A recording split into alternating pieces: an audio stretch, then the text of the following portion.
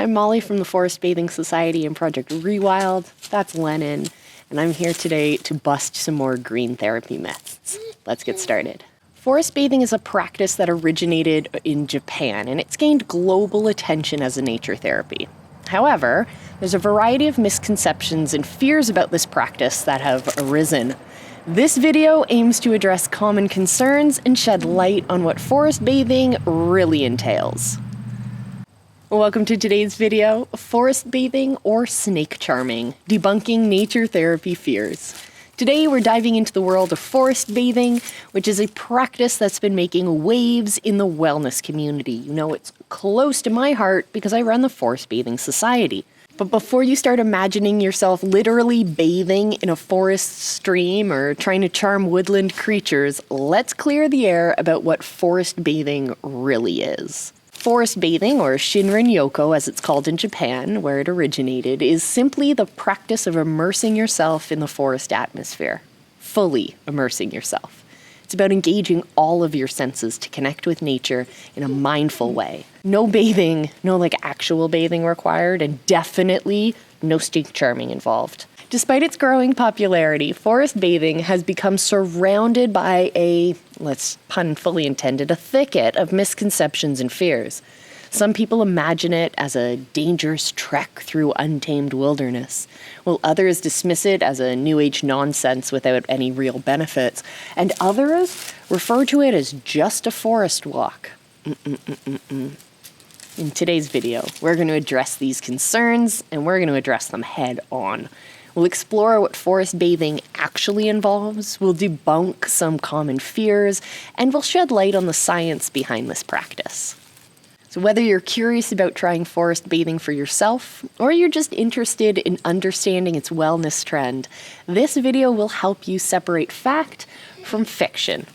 We'll be tackling fears about dangerous wilderness, concerns about wildlife encounters, and misconceptions about the practice's legitimacy. So if you've ever wondered whether forest bathing is just a fancy term for a walk in the woods, or if you've wondered what might encounter in the forest, stick with us.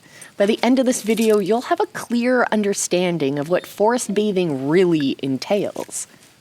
Lenny, come here. And you might be inspired to give it a try yourself. Let's take a deep breath, open our minds, and step into the world of forest bathing. It's time to see the forest for the trees and discover the truth behind nature therapy practice. Let's start with the dangerous wilderness myth.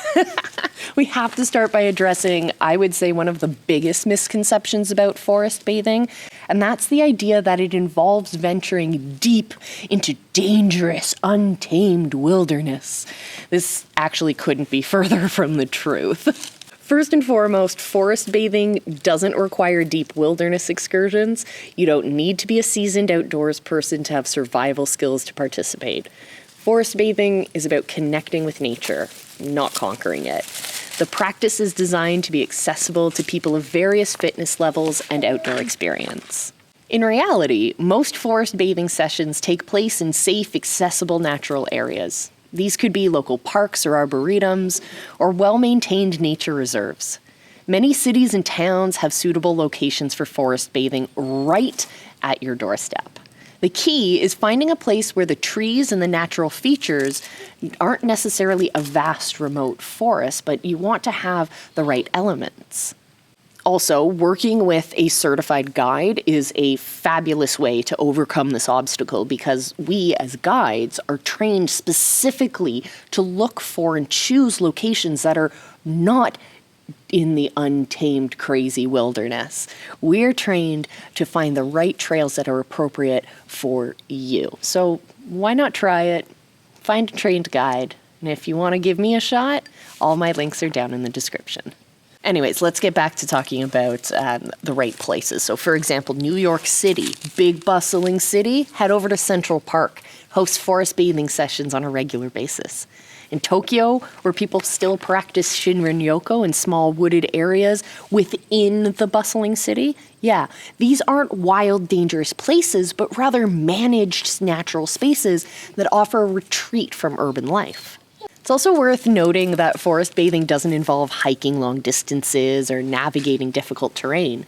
It's often a slow, gentle practice that might involve walking short distances, sitting or standing in one spot to observe nature. The focus here is on being present and engaging your senses, not on physical exertion or exploration. And lastly, let's talk about the role of trained guides in ensuring your participant safety. Many forest bathing experiences, especially for beginners, are led by certified forest therapy guides. These professionals, we as the trained professionals, are trained not only in the practice of forest bathing, but also in group management and safety procedures. A guide's role includes choosing the appropriate locations that are safe and suitable for forest bathing. We're responsible for assessing weather conditions and potential hazards before and during the session. We're responsible for providing clear instructions and setting boundaries for the group, for ensuring participants stay within the designated areas and you don't wander off and get lost. We're responsible for carrying first aid supplies so you know you'll be safe, and we know how to respond in case of an emergency. These guides, we guides, are here. We're there for you to facilitate your connection with nature, while also ensuring your safety and your comfort throughout the entire experience. In essence, forest bathing is designed to be safe and an accessible way to connect with nature. It's not about putting yourself in danger or testing your limits in the wilderness. Instead, it's about finding moments of peace and mindfulness in natural settings, often much closer to home than you might think. So you can leave your survival gear at home. All you really need for forest bathing is an open mind and your senses. Question for you. What's your biggest fear about spending time in nature? Share it in the comments and let's discuss how valid these concerns actually are. Myth number 2, the encounter with dangerous animals myth. Let's address another common fear that often keeps people from trying forest bathing: the worry about encountering dangerous animals. While it's natural to have some concern about wildlife, the reality is quite different from what many people imagine. First, let's consider the reality of wildlife encounters in typical forest bathing locations. As we mentioned earlier, most forest bathing sessions take place in relatively managed natural areas, not in the deep wilderness. These locations often are in or near urban or suburban areas where large predators are pretty rare or non-existent. The wildlife you're most likely to encounter are birds, squirrels, perhaps a deer, animals that are generally more afraid of you than you are of them. In more rural areas, there might be a wider variety of wildlife, but it's important to remember that most animals prefer to avoid human contact. In fact, many participants find that the challenge in forest bathing isn't avoiding animals, but being quiet enough to actually see them. That said, it's always wise to practice precautions and basic safety and wildlife awareness. This doesn't mean being fearful, but rather being respectful and prepared. Here are some basic guidelines. Number 1, make noise as you move through the forest. This alerts animals to your presence, giving them time to move away. Number 2, stay on designated paths where available. Number 3, don't approach, don't feed, and do not try to touch any of the wildlife, no matter how cute it is. Number 4 is to keep your distance if you do spot larger animals, especially if those animals have babies nearby. And always be aware of your surroundings, especially in areas where there might be snakes or insects. Here where I practice in Ontario, we only have one poisonous snake. I try to stay away from those areas, but we always use precautions when we are. These are simple precautions that allow you to enjoy nature while minimizing any risk of negative wildlife encounters. It's also worth noting the rarity of dangerous animal encounters in guided forest bathing sessions. Certified forest therapy guides are trained to choose locations and plan sessions with safety in mind. We're knowledgeable about local wildlife and can provide guidance on how to behave in an unlikely event of an animal encounter. To put this in perspective, a study by the National Safety Council found that the odds of dying from an animal attack or an encounter in the US are more than 1 in 54,000 over an entire lifetime. To compare that, the odds of dying in a car accident are about 1 in 107. Way different. In other words, your drive to the forest bathing location is statistically more dangerous, like far more dangerous than any wildlife you might encounter there. Moreover, many people find that once they're actually in nature, their fear of wildlife diminishes. Instead, they often report feeling a sense of connection and wonder at the natural world around them. Spotting animals in their natural habitat can become a highlight of the forest bathing experience, not a source of fear. So to wrap this part up, while it's wise to be aware and respectful of wildlife, the fear of dangerous animal encounters shouldn't keep you from experiencing the benefits of forest bathing. With basic precautions and the guidance of trained professionals, you can safely enjoy connecting with nature, transforming your fear into fascination and appreciation for the wildlife around you. If you're finding this fear-busting content helpful, don't forget to like this video and subscribe to our channel for more myth debunking and nature therapy insights. Myth number 3, it's not just hippie nonsense. Let's tackle the misconception that often comes from skeptics. The idea that forest bathing is just hippie nonsense without any real scientific basis. Well, this, my friends, could not be further from the truth. In fact, there's a growing body of scientific research supporting the benefits of forest bathing. First, let's look at some of the scientific studies backing forest bathing. Research from countries like Japan, South Korea, and increasingly Western nations like our own has shown numerous health benefits associated with this practice. For instance, in 2010, there was a study published in Environmental Health and Preventative Medicine found that participants who engaged in forest bathing had lower cortisol levels, lower blood pressure, and lower pulse rates compared to those who were in more urban settings. Another study published in the International Journal of Environmental Research and Public Health back in 2019 found that forest bathing was associated with decreased symptoms of depression and anxiety, as well as improved sleep quality. All 3 things I will take, thank you very much. Now let's dive into something I think is particularly fascinating, which is the psychological effects of what's known as phytoncides. Phytoncides are organic compounds released by trees and plants. It's essentially their natural defense mechanisms against insects, diseases, and funguses. When we spend time in forests, we inhale these compounds, and research suggests that they have beneficial effects on our bodies. Studies have shown that exposure to phytoncides can increase the number and the activity of what's known as natural killer cells, or NK cells. It's a type of our white blood cells that help fight off infected or tumor cells, which, yes, in some cases can mean it helps our bodies kill cancer. Also leads to a decreased levels of stress hormones like cortisol and adrenaline, and it can enhance the activity of anti-cancer proteins in the body. A study published in the International Journal of Immunopathology and Pharmacology in 2007 found that a 3-day forest bathing trip increased the number and activity of natural killer cells by 50 and 56% respectively, and these effects lasted more than 30 days after the trip.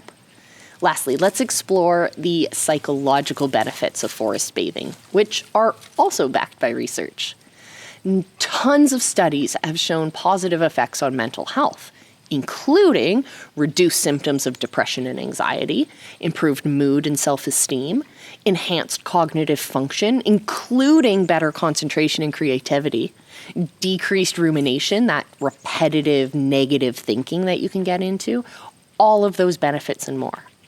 Environmental research back in 2019 reviewed 28 studies in forest bathing and concluded that it was significant positive effects on mental health that they were seeing, particularly in reducing depression and anxiety. And these benefits aren't just subjective feelings, they're measurable changes in our bodies and our brains. Researchers have used various methods to quantify these effects, including blood tests, brain scans, and standardized psychological assessments. It's important to note that while these studies show promising results, research in this field is still ongoing. Scientists are continuing to explore these mechanisms behind these benefits and how they can be best applied in healthcare and in wellness practices. So forest bathing is far from hippie nonsense. It's a practice that's grounded in scientific research with measurable physiological and psychological benefits, from the stress-reducing effects of phytoncides to the mood-boosting power of time in nature. As simple as that is, forest bathing offers evidence-based benefits that are hard to ignore. So the next time someone dismisses forest bathing as new age fluff, you can confidently point to the science that says otherwise. Lenny wants to go chase squirrels, so let's wrap this up. Forest bathing is a safe, scientifically supported practice that doesn't involve charming any snakes or risking your life in the wilderness.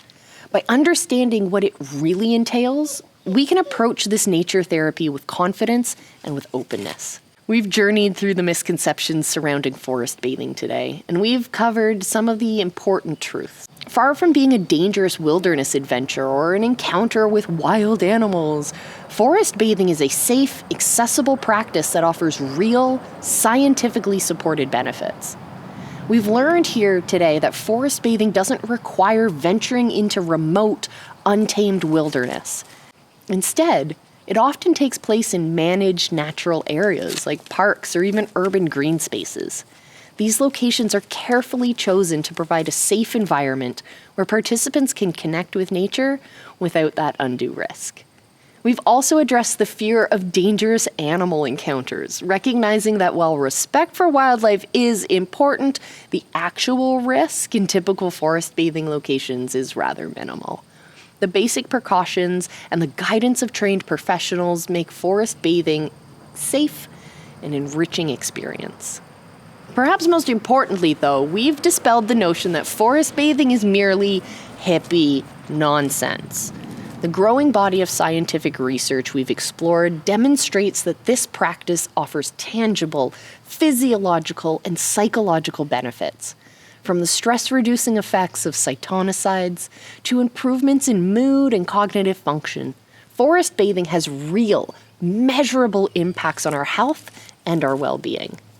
By understanding what forest bathing really entails, we can approach this nature therapy with confidence and openness. Because, my friends, it's not about snake charming. It's not snake oil. It's not about surviving in the wilderness either. It's about mindfully connecting with nature in a way that nurtures our physical and our mental health.